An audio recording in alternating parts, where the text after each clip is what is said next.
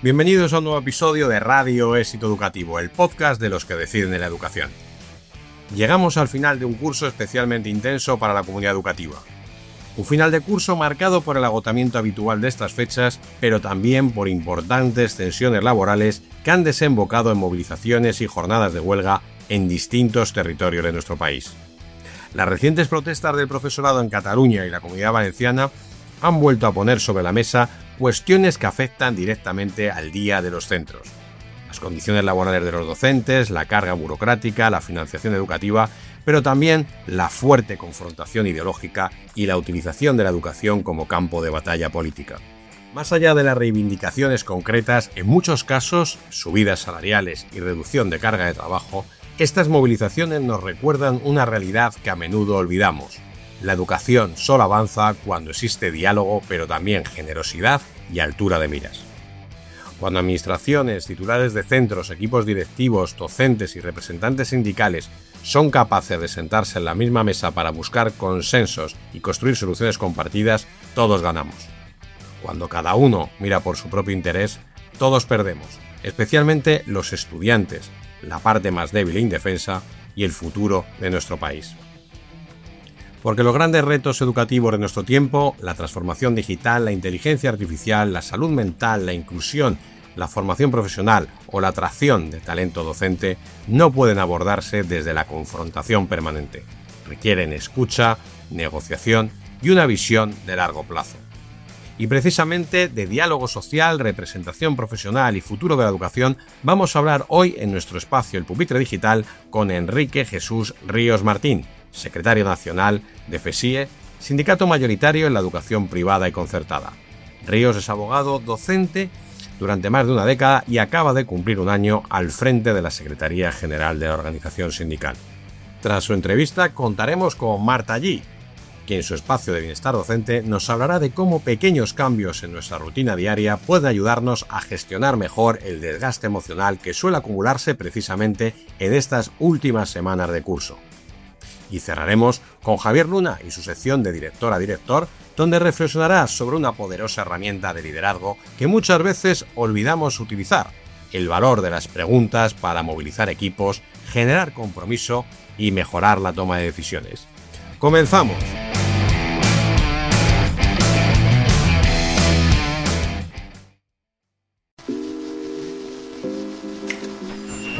El Pupitre Digital.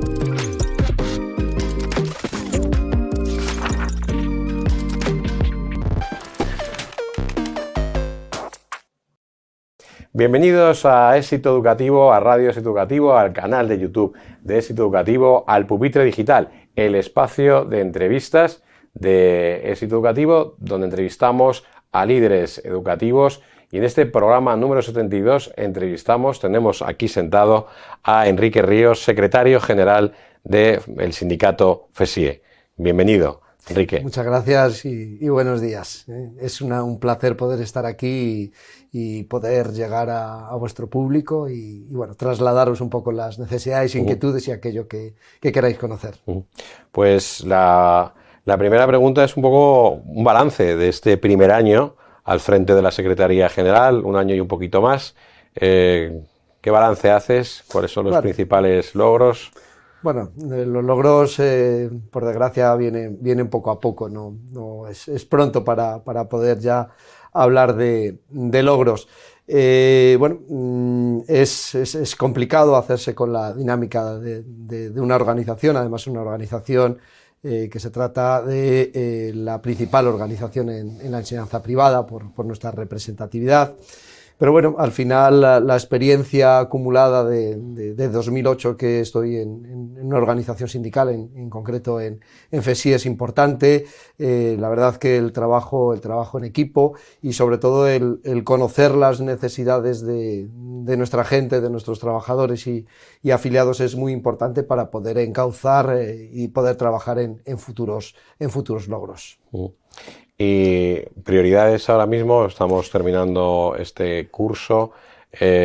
¿cuáles son? Un curso que está cerrándose con cierta convulsión. Sí, En Comunidad Valenciana, Madrid se anuncian huelgas, sí. mm, Cataluña. Cataluña, estamos teniendo un cierre de año Está más caliente de lo habitual. complicado, está un poco como la política, ¿no? Está todo un poco convulso.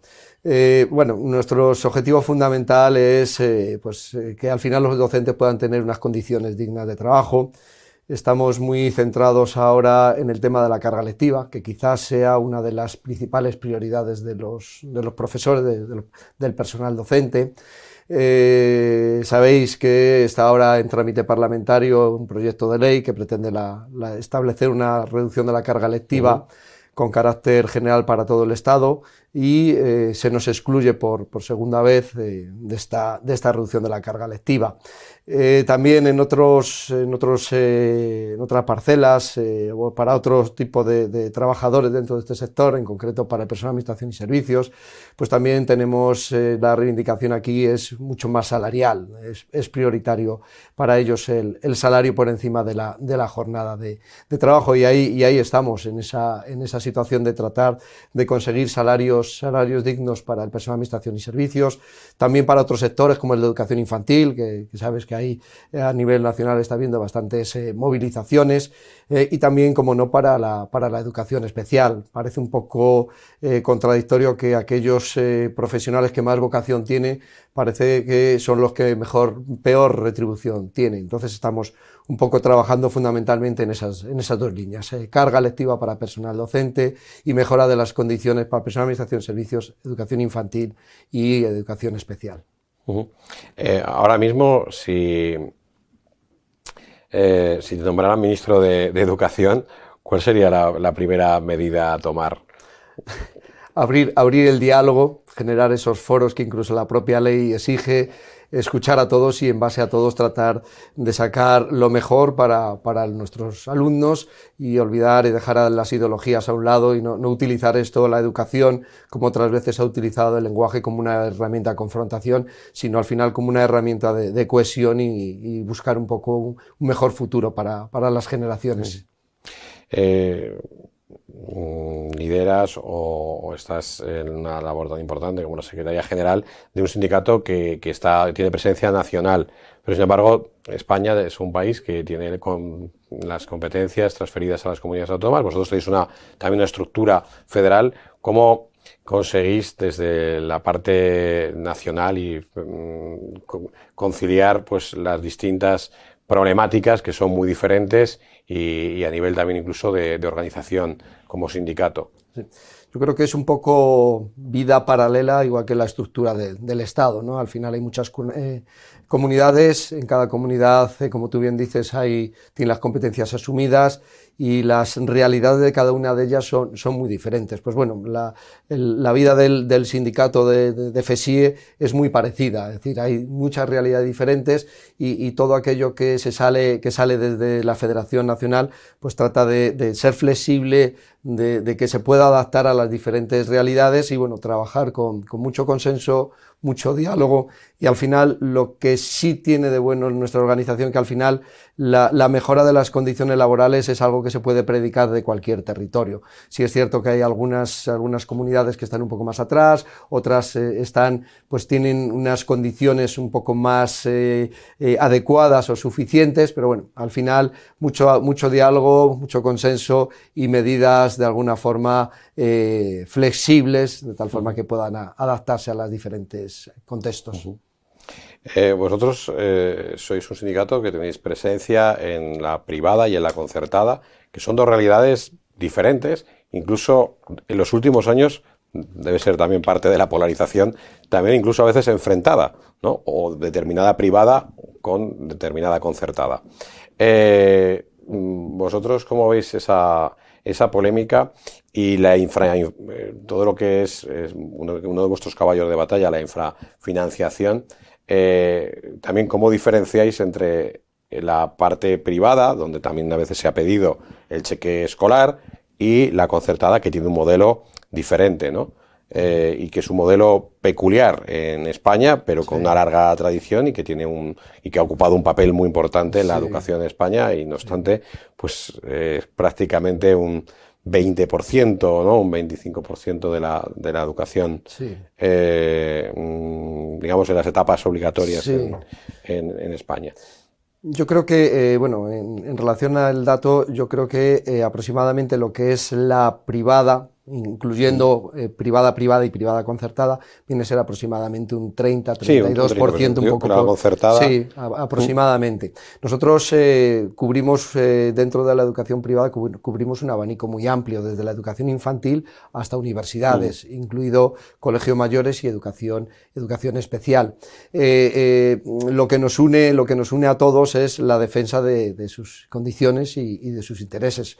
Obviamente, muchas veces las condiciones de unos sectores de la educación son diferentes a los de los otros.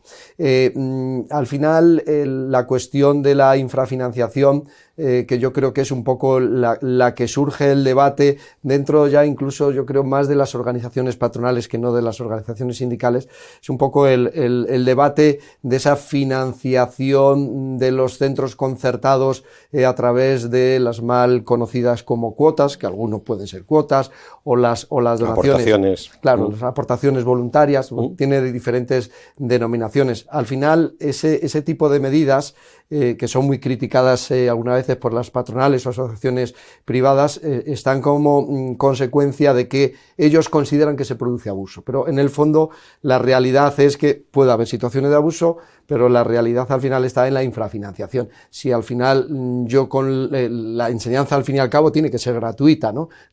Sobre todo la que nos referimos a educación o al servicio público educativo, ¿no? Como lo recoge la LOE, pero si yo al final los centros no tienen recursos suficientes para cubrir las necesidades, porque las necesidades no solamente es personal docente, la necesidad es sostener un centro con lo que ello supone, tiene unos gastos de mantenimiento, tiene unos gastos de funcionamiento, y eso con la partida de otros gastos pues no cubre, con lo cual muchos de los centros se ven obligados a pedir estas aportaciones voluntarias, incluso dentro de las propias titularidades, unos centros que puedan tener más aportaciones con los que no tienen o no tienen la posibilidad de pedirlo, lo van compensando. Pero yo creo que al final, esto se solucionaría realmente pues con una financiación adecuada, una financiación justa, y eso en gran medida depende ahora del Ministerio. El Ministerio debe abrir esos foros de debate, que además viene establecido por la propia LOMLOE, en el que se estudie la realidad de cuál es el coste del puesto escolar, se ponga negro sobre blanco de una vez por todas, porque yo creo que es una evidencia esa infrafinanciación, y a partir de ahí pues que tendamos, como bien dicen los presupuestos generales del Estado, que tendamos a que al final el servicio público educativo sea totalmente gratuito y evitemos que algunos, los menos, puedan generar recursos con esta picaresca de la infrafinanciación. En España muchas veces asociamos, o sobre todo los grandes medios de comunicación, pues el papel de los sindicatos, pues como sindicatos politizados, ¿no? Vinculados además desde su nacimiento a partidos políticos y a determinadas ideologías, casi siempre más hacia la izquierda.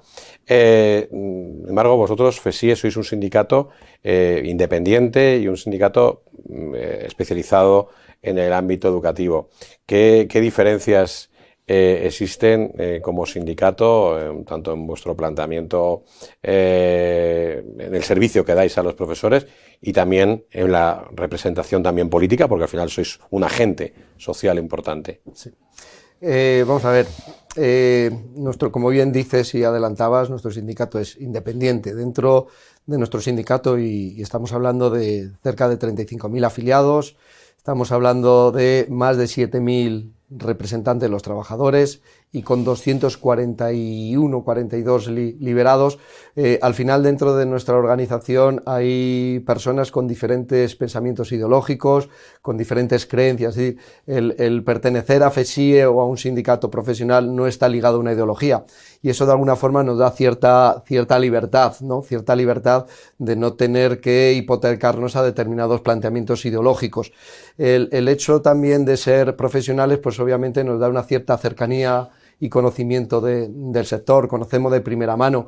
No hay condicionantes de otro tipo, coyunturales o económicos, que nos permitan a lo mejor lastrar determinadas medidas o políticas de nuestra organización, como sí pueden tener otros sindicatos. Entonces, bueno, esa independencia y esa profesionalidad yo creo que es un punto positivo. La gente de alguna forma busca un poco la especialización en la atención. Y una cuestión importante, por lo menos en nuestra organización, es que los 241 liberados que formamos parte de la organización procedemos todos de la enseñanza privada, pero no solo de la enseñanza concertada, también tenemos liberados que pertenecen al sector de la enseñanza privada, de la educación infantil y de atención a la discapacidad. Y esto para nosotros es un valor, y es un valor que la gente de alguna forma busca, al margen de esa independencia. Ahora mismo, y desde luego para éxito educativo, es uno de los temas centrales, es el bienestar emocional del profesorado, el bienestar en general de la comunidad educativa. ¿Qué herramientas o qué acciones estáis llevando a cabo para mejorar el bienestar emocional de los docentes, también del personal de administración y servicio, que también son importantes, por supuesto, en el mundo educativo? Y si consideráis o estáis viendo en los últimos años ese deterioro, y si está viendo ese deterioro, ¿en qué etapas lo estáis notando más? Vamos, yo creo que esta cuestión del bienestar y la salud laboral, yo creo que afecta a toda la sociedad en general. Para poder mejorar estas cuestiones, pues al final muchas de ellas pasan por reducir la carga de trabajo. Y no estoy hablando de jornada de trabajo, sino la carga lectiva que suponen que soportan los trabajadores. Entonces, tenemos que trabajar, y trabajamos en esa línea, porque creemos que el fundamental elemento perturbador de la salud laboral es la carga de trabajo. Cada vez, en relación, en este caso, por ejemplo, al personal de servicios, cada vez es más la carga burocrática, los trámites.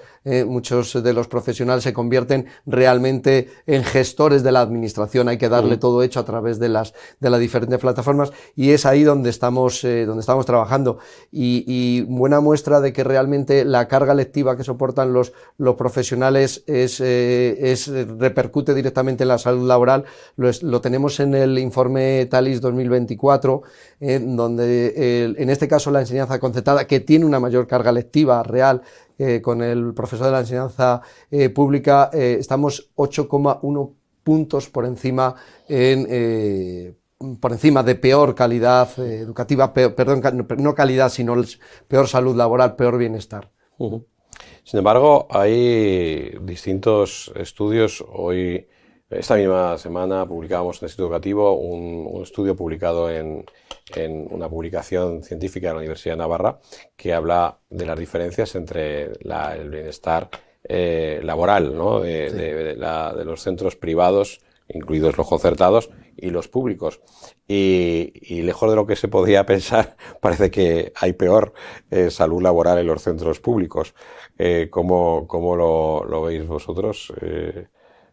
No conozco el estudio, pero parece un poco sorprendente, ¿no? Sorprendente que teniendo menor carga supone de alguna forma más tiempo para preparar las clases, más tiempo para atender al alumnado.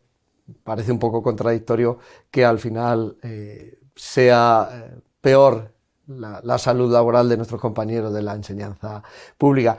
Aparte también, bueno, todo esto son medias, ¿no? La tasa de alumnos por aula es superior también en la enseñanza concertada. Es decir, que hoy en la enseñanza concertada se atiende a mayor número de alumnos, y obviamente también en la enseñanza privada. Hay una diferencia casi de dos puntos, del 9,8 me parece que es en la enseñanza pública, a un 12,9 o 12,8 en la enseñanza concertada. Bueno, no conozco el estudio, pero bueno, habría que ver un poco el ámbito en el que se ha realizado. Y preguntaba antes por las etapas educativas. ¿Creéis que existe ahora, o tenéis datos, estudios dentro del sindicato de mayores, por ejemplo, bajas, ¿no? Que al final es el extremo, ¿no? Mayor en el bienestar emocional, es no poder trabajar por estar de baja, ¿no? Sí. Y sobre todo cuando son bajas vinculadas a la salud mental. Sí. ¿Tenéis estudios de dónde se está produciendo, en qué etapa se está produciendo? No tenemos estudios. Yo creo que el bienestar emocional afecta a todos los niveles, es decir, cada nivel tiene su dificultad. Y lo que sí es cierto, y es una de las cosas que también reclamamos tanto a nivel nacional como a nivel autonómico, es el tema de la jubilación parcial. A partir de determinadas edades, 58, 59 años, existe mayor incidencia de incapacidades temporales en los trabajadores. Entonces, es una cuestión importante el avanzar en esta jubilación parcial para poder minorar esas situaciones, sobre todo en trabajadores con largas trayectorias de trabajo. Si es cierto que la sociedad cambia, que nuestros jóvenes cambian, y que eso de alguna forma pues se traslada a una mayor dificultad para entender las necesidades de los jóvenes en esos profesionales con mayores trayectorias y con mayor edad, y esa ansiedad o esa inquietud que se genera por la falta, por la desconexión generacional, pues se traduce en más situaciones de bajas, de bienestar emocional, incapacidades temporales, etcétera. ¿Y cuál es vuestra visión sobre la carrera docente, tanto en el plano de la formación de los distintos grados de educación y luego en las etapas de secundaria con el máster del profesorado, y luego estamos hablando de un mundo que siempre ha tenido que ser así, es decir, los profesores siempre deberían, ¿no?, tener una formación continua, pero el mundo en el que vivimos más aún, ¿no? ¿Cuál es tu visión sobre la formación del profesorado en España? ¿Crees que están bien establecidos los grados de educación? ¿Crees que está bien resuelto la diferencia que hay entre el profesor de secundaria y el de infantil y primaria?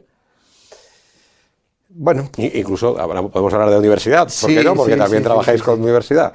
Hombre, esto es una cuestión que desde a nivel legislativo se tiene que regular. Tiene que haber un acceso igual para todo el sistema público educativo, tiene que haber un acceso, se tiene que potenciar obviamente esa formación inicial. Creo que no debe haber una diferenciación entre los que acceden a una determinada red, a la red pública, de los que acceden a la red concertada. Tiene que trabajarse y potenciarse la formación. En la enseñanza privada y concertada sí es cierto que las titularidades, y muchas veces por la competencia que existe entre ellos, se da muchísima formación. Quizás habría que incluso canalizar esa formación, y no solamente canalizarla, sino potenciarla a nivel salarial, igual que ocurre en la enseñanza pública, con un complemento como son los esenios, que están asociados, entre otras cuestiones, a la formación. Ese tipo de formación, iniciativas formativas deberían potenciarse dentro del cuerpo docente de profesores. La dirección de los centros, nosotros nuestro lema es el diario para los que deciden la educación, es decir, tenemos un foco, ¿no?, también en los puestos directivos. Tienen desde luego una presión muy grande, y se está viendo tanto en la pública como en la privada y concertada de que está costando que muchos profesores quieran dar el salto a los equipos directivos. ¿Cuál es vuestra visión sobre también cómo se constituyen los equipos directivos en los centros privados y concertados? Y si estáis también percibiendo esa realidad de que cada vez cuesta más que la gente quiera asumir el cargo de la dirección. No somos conocedores de esta realidad, pero sí es fácil el pensar que si eso está ocurriendo por algo. Yo creo que cada vez metemos mayor burocracia que va asociada a muchas mayores responsabilidades de los que ocupan puestos de dirección, planes de igualdad en un sentido, planes de sostenibilidad, que acarrea también responsabilidades, ya no desde el ámbito laboral, sino incluso desde otros ámbitos. Y después, si nos centramos en las condiciones, que es un poco las que más manejamos los sindicatos y valoramos el convenio, al final un cargo directivo normalmente, o en la mayoría de los casos, es personal docente, con lo cual tiene su salario correspondiente, y ese salario correspondiente al final, si le añadimos mayores cargas, incluso un mayor número de horas de las que habitualmente ya da, es decir, si ya la carga lectiva que tiene y a la jornada que tiene, encima le sumamos más carga y el complemento económico pues es el que es, ya hemos visto que la infrafinanciación no solamente repercute al personal de administración de servicios,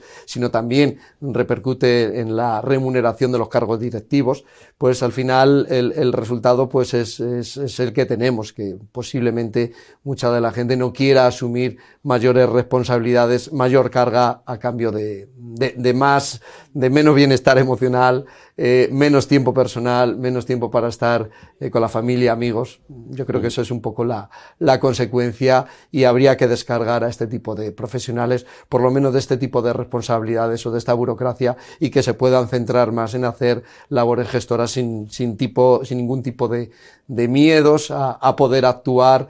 Las familias también no son como las familias de antes. Antes el profesor en cierta medida tenía una autoridad, ahora muchas veces es poder, pero no autoridad. Las familias primero creen al alumno y después ya, una vez que escuchan al profesor, muchas veces pues se decantan por uno o por otro. Yo creo que no, el contexto no ayuda a este tipo de responsabilidades. Y por último, siempre terminamos esta entrevista preguntando por cómo imaginas o cómo sueñas el mejor centro educativo del mundo. Bueno, con aulas con pocos alumnos, con profesores con tiempo suficiente para atender cada vez esta mayor diversidad, con profesores reconocidos, con trabajadores que ayudan a sostener estos centros también reconocidos y con salarios dignos. Y al final, pensando y centrándome un poco en los centros concertados, y tomando como referencia que somos parte del servicio público educativo, y utilizando algo que les gusta mucho a los políticos, sobre todo en estas últimas elecciones, el tema de la igualdad de oportunidades, ¿no? Porque al final, si al final tenemos menos carga, mejor atención, menos alumnos, pues al final estamos dando una mejor calidad educativa, ¿no? Y esa mejor calidad educativa, cuando se sostiene con fondos públicos, debe ser igual para todos. Muy bien, pues Enrique, muchas gracias por sentarte aquí en el Pupitre Digital, por compartir también la importante labor que lleváis a cabo los sindicatos por el bien de la educación. Y nada, os emplazamos a todos nuestros seguidores, tanto en el canal de YouTube como en el podcast, a seguirnos a diario en institutoeducativo.net, en nuestras redes sociales, en nuestro boletín semanal. Y bueno, pues muchas gracias, Enrique. Muchas gracias a vosotros y gracias por la oportunidad de llegar a vuestros seguidores. Gracias.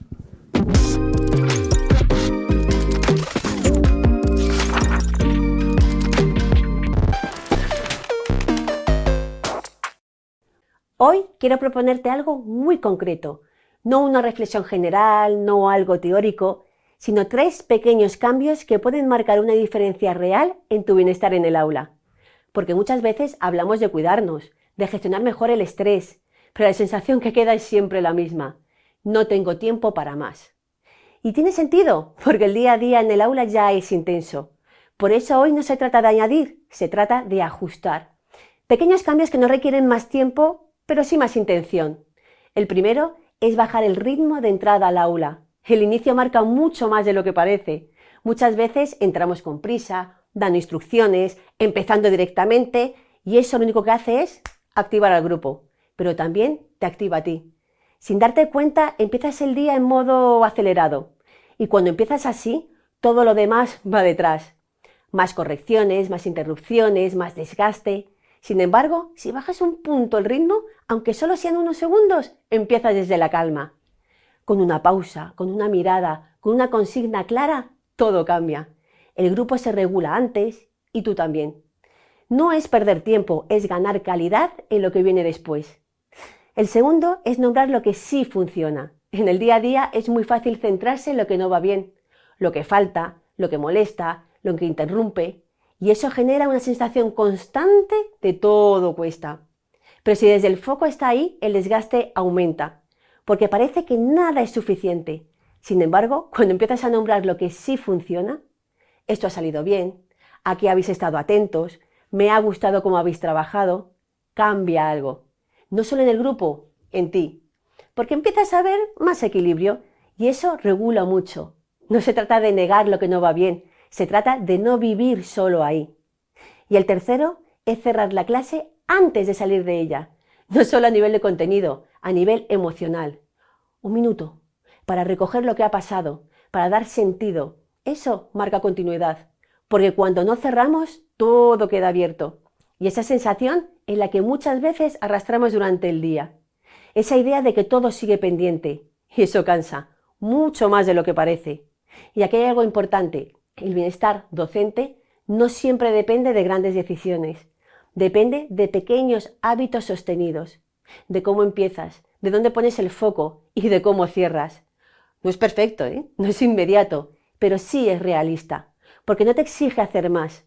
Te invita a estar de otra manera. Y cuando empiezas a hacer estos pequeños ajustes, cambia tu forma de estar en el aula. Y eso, poco a poco, se nota. En ti, en el grupo, en cómo termina el día. Así que hoy no te quedes con todo. Quédate con uno solo, el que más te encaje. Y empieza por ahí. Porque muchas veces cambiar poco es lo que acaba cambiando mucho.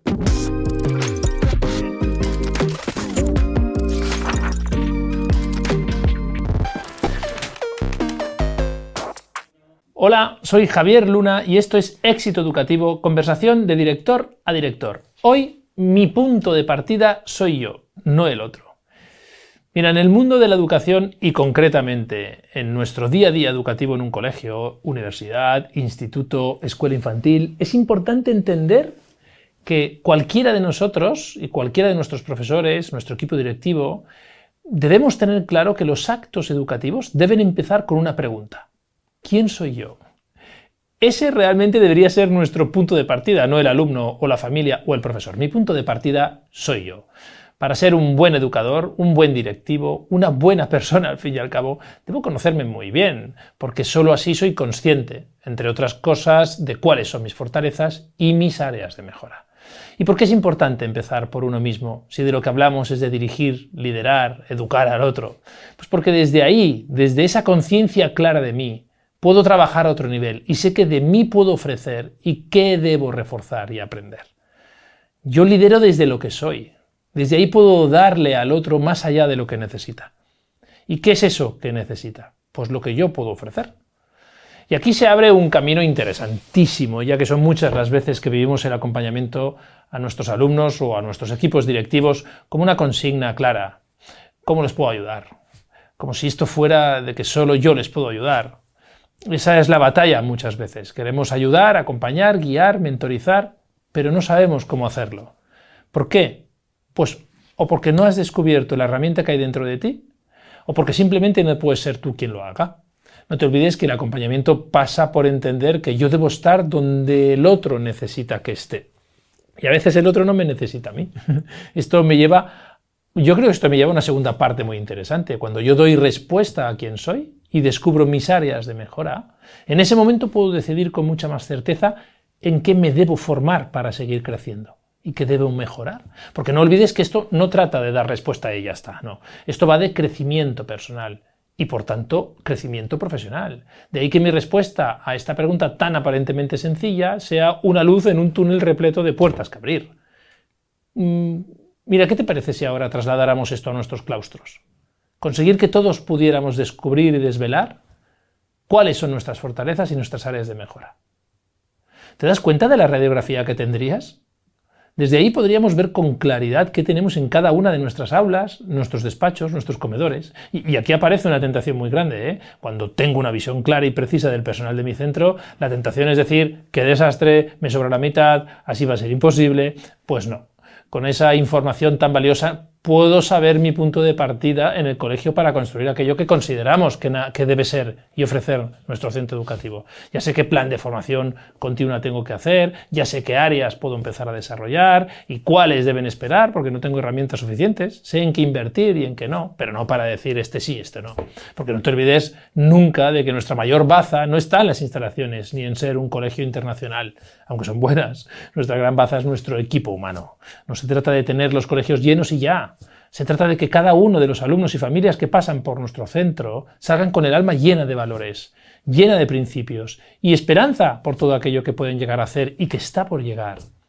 Sembrar en los corazones de toda nuestra comunidad educativa la certeza de que siempre podemos ser mejores de lo que somos hoy. Pero para eso creo firmemente que debemos trabajarlo desde el hoy, el aquí y el ahora, y con la claridad de quiénes somos. ¿Y aquí entras tú director o directora de un colegio, instituto, escuela infantil? Tú rector o rectora de una universidad, tú responsable de un área o etapa educativa. Tú no puedes ser solo burocracia. No estamos solo para eso, aunque todos sabemos que ocupa más tiempo de nuestro quehacer diario del que nos gustaría. Ese es nuestro gran reto, hacer un viraje en nuestra gestión hacia la reflexión constante y diaria de todo aquello que sucede en nuestro centro y hacia dónde nos gustaría ir. Y desde todas las dimensiones que conjugan una realidad educativa. Si somos capaces de ver dónde está cada uno de nuestros profesores y personal de administración y servicios, tendremos la posibilidad de enfocar con una precisión exquisita un plan de acción que nos empuje a todos hacia un futuro lleno de éxitos. Yo creo que solo desde ahí, solo desde el quién soy, porque hay que empezar por uno mismo, no te olvides, puedo ayudar a que todo lo que hay a mi alrededor florezca y dé frutos. Soy Javier Luna y esto es Éxito Educativo. Nos escuchamos en el próximo podcast de Director a Director.